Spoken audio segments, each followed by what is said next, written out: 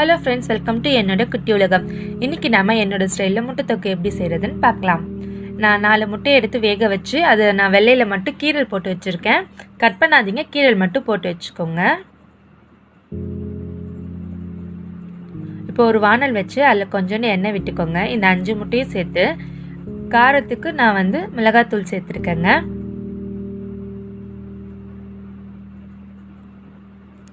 நீங்கள் மிளகாத்தூள் சேர்த்த உடனே கேஸ் சிம்மில் வச்சுருங்க. ஏன்னா மிளகாத்தூள் கருகிடுச்சுன்னா இதோட டேஸ்ட்டே டோட்டலாக சேஞ்ச் ஆகிடும்.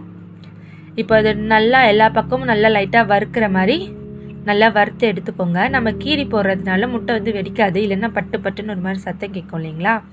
நம்ம கீரி போட்டால் அந்த மாதிரி எந்த சத்தமும் கேட்காது. அவ்வளோதாங்க, முட்டை இப்போ ரெடி ஆகிடுச்சு. இதை தனியாக எடுத்துக்கலாம். இப்போது இன்னொன்று ஒரு வானல் வச்சுக்கோங்க. அதில் நான் ஒரு குழிக்கரண்டி எண்ணெய் விட்டுக்கிறேன். இப்போ கொஞ்சோண்டு கடுகு போட்டு இதை தாளிச்சுக்கிறேங்க. கடுகு நல்லா பொரியட்டுங்க. இதோட இப்போ நான் 3 வெங்காயம் நல்லா குட்டி குட்டியாக நறுக்கி வச்சுருக்கேங்க. மீடியம் சைஸ் பெரிய வெங்காயம், அதனால் 3 எடுத்திருக்கேன். இப்போ அதை சேர்த்துட்டு நல்லா வதக்கிக்கிறேங்க.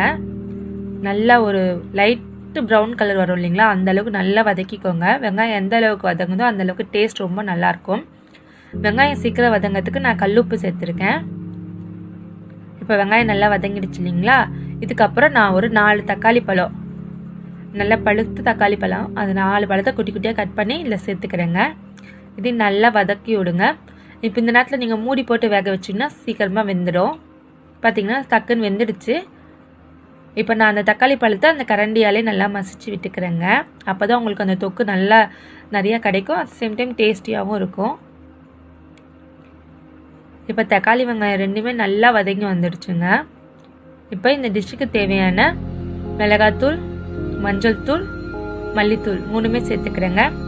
நான் எல்லாமே ஒரு ஸ்பூன் சேர்த்துருக்கேன். அதாவது மிளகாத்தூள் 1 ஸ்பூன், மல்லித்தூள் 2 ஸ்பூன், அப்புறம் எப்பவும் போல் மஞ்சள் தூள் 1/2 ஸ்பூன் சேர்த்துருக்கேன். நீங்கள் உங்கள் காரத்துக்கு ஏற்ற மாதிரி சேர்த்துக்கோங்க. இதை நல்லா வதக்கி விடுங்க.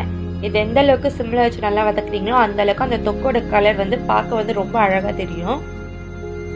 இப்போ இதில் நான் கொஞ்சோண்டு தண்ணி சேர்த்துருக்கேன், ஒரு 1/2 கிளாஸ் தண்ணி, அவ்வளவுதான். அதை சேர்த்து நல்லா மிக்ஸ் பண்ணி விடுங்க. அந்த பச்சை ஸ்மெல் போகிற அளவு அதை 2 நிமிஷம் நல்லா கொதிக்க விடுங்க.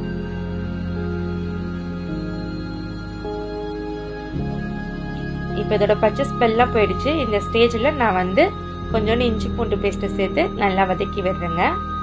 கூடவே வாசனைக்கு கொஞ்சம் கரம் மசாலா தூள் சேர்த்துக்கோங்க. ரொம்ப நல்லா இருக்கும், மணமாக இருக்கும். இப்போ இதெல்லாம் சேர்ந்து நல்லா வதங்கி வரட்டுங்க. இந்த ஸ்டேஜில் நான் இதோட வறுத்த முட்டையை சேர்த்துக்கிறேங்க. சேர்த்துட்டு ஒரு கிளறி மூடி போட்டு சிம்மில் ஒரு 5 நிமிஷம் அப்படியே விட்டுடுங்க. இந்த ரெசிபி இட்லி தோசைக்கு ரொம்ப சூப்பராக இருக்குங்க. சாதத்தோடவும் ரொம்ப நல்லா இருக்கும். இது நீங்கள் கண்டிப்பாக செஞ்சு பார்த்துட்டு எப்படி இருந்தது என் கமெண்ட் செக்ஷனில் சொல்லுங்கள். இப்போ 5 நிமிஷம் கழிச்சு ஓப்பன் பண்ணி பார்த்தீங்கன்னா எண்ணெய்லாம் நல்லா பிரிஞ்சு வந்திருக்கு. கொஞ்சம் போல் கொத்தமல்லி சேர்த்துக்கலாம். என் சேனலை மறக்காமல் சப்ஸ்கிரைப் பண்ணுங்கள், லைக் பண்ணுங்கள், ஷேர் பண்ணுங்கள். மறக்காமல் என் சேனலை சப்ஸ்கிரைப் பண்ணுங்கள். தேங்க்யூ ஃபார் வாட்சிங். உங்களோட